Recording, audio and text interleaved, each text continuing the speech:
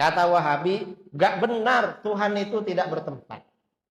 Mengapa? Karena Tuhan itu ada. Setiap sesuatu yang ada pasti bertempat. Kalau gak bertempat berarti tidak ada. Saya bilang sama dia, kamu bisa kufur berkata begitu. Mengapa? Saya tanya, di mana tempatnya Tuhan? Kata dia, jelas di arasy. Nah, kamu bisa kufur. Saya mau tanya, arasy ini makhluk apa bukan? Kalau kamu bilang arasy bukan makhluk, kamu kafir. Karena kamu meyakini ada sesuatu selain Allah bukan makhluk Allah, dan itu kafir. Atau kamu bilang arasy ini makhluk. Kalau kamu bilang arasy ini makhluk, kamu bisa kafir juga. Cuma kafirnya tidak langsung. Kamu pilih kafir yang langsung apa tidak langsung? Arasy itu makhluk apa bukan? Setelah lama berpikir, apa kata dia? Ya makhluk lah. Makhluk. Nah sekarang saya tanya, kalau arasy ini makhluk, sebelum Allah menciptakan arasy, Allah tinggal di mana? Apa kamu bilang, karena tempatnya belum ada, Tuhan nggak ada? Kafir kamu.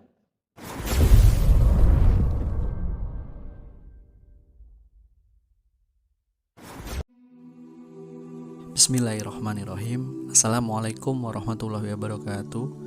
Semoga kita semua selalu dalam lindungan Allah Subhanahu wa ta'ala. Saya tidak tahu Wahabi yang mana yang dimaksud Kiai Haji Idrus Romli, si pendekar Aswaja.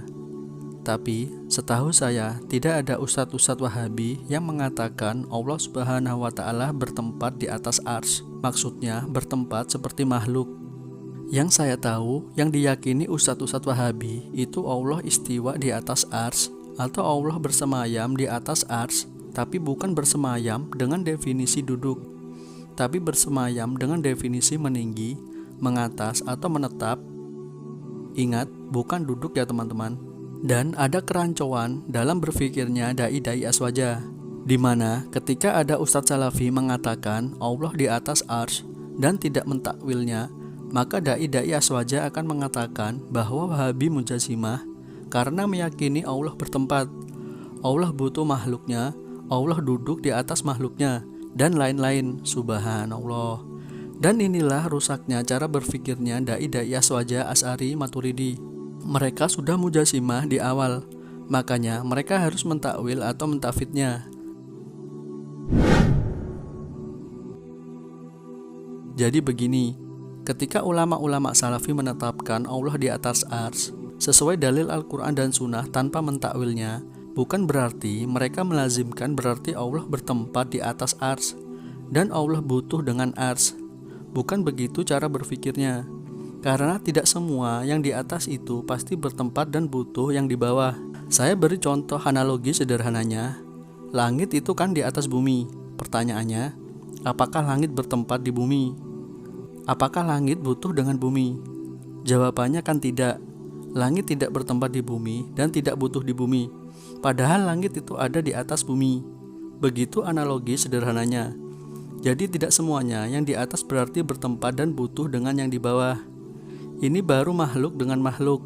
Apalagi jika Allah dengan makhluknya, itu tidak bisa dibayangkan dan dilogika. Jadi memang ada perbedaan kaedah dalam menetapkan sifat antara Ustadz Salafi dan Ustadz Aswaja. Jadi kaedah Ustadz Salafi dalam sifat-sifat Allah Subhanahu wa ta'ala, mereka menetapkan sifat Allah dengan dalil dan menafikannya juga dengan dalil, entah itu masuk akal atau tidak. Berbeda dengan Aswaja, Asy'ari, Maturidi, mereka akan menetapkan sifat Allah Subhanahu wa ta'ala dengan dalil dan jika dalil itu masuk di akal, dan menafikan sifat Allah dengan logika dan tanpa dalil.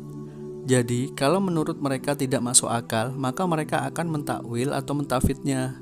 Contoh, ketika ada hadis tentang melihat Allah Subhanahu wa ta'ala di surga, sesungguhnya kalian akan melihat Rabb kalian pada hari kiamat. Sebagaimana kalian melihat bulan ini, kalian tidak berdesak-desakan ketika melihatnya. Hadis riwayat Bukhari dan Muslim. Maka Ustadz Salafi memahami sebagaimana datangnya dalil, yaitu melihat Allah seperti melihat bulan, jelas dan tidak berdesak-desakan. Mereka tidak akan mentakwil dan mentafidnya.